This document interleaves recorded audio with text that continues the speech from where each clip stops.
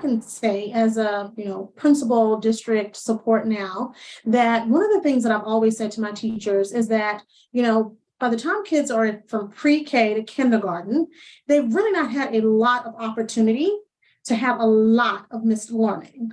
And so I think that a lot of times we're mislabeling children as struggling readers before they get to kindergarten, before they even enter pre-K. We know that kids come, in different phases, and they are, certainly different learners. But I think that with the right tools, the right strategies, and the right understanding of the reading and writing process, that, students who, particularly students who are what we call,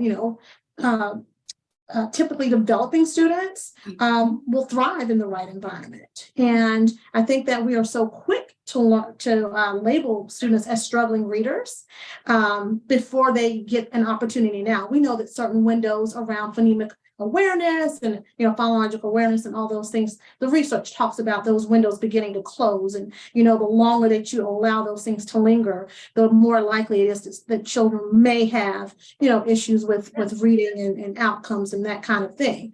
But I think that the earlier that we get them, the more that we understand the process, the more that we know not just how to intervene, but how to be proactive and how we engage students to start with. And the quicker that we know our on-ramps and off-ramps for students, for all learners. The other piece that I would add is, a part of the learning process, even for adults, is what we call this cognitive struggle, or this notion of cognitive dissonance.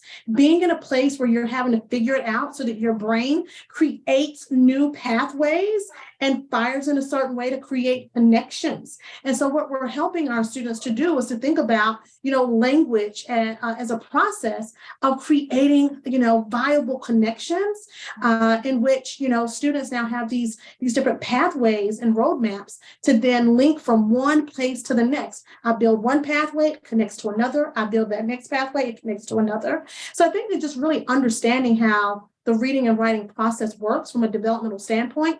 And I would say from a childhood learning theory, but also from an adult learning theory, it's a part of the work. And being okay with what we call safe practice, and, knowing that, some kids, it may take, a little longer, but staying in the work and being grounded in what we know is best for children. We are designed to get the results that we're getting. So instead of thinking about children from a deficit standpoint, we should probably think about the design, our own design work, and what we're including in our programs, in our reading and writing connections in our classrooms.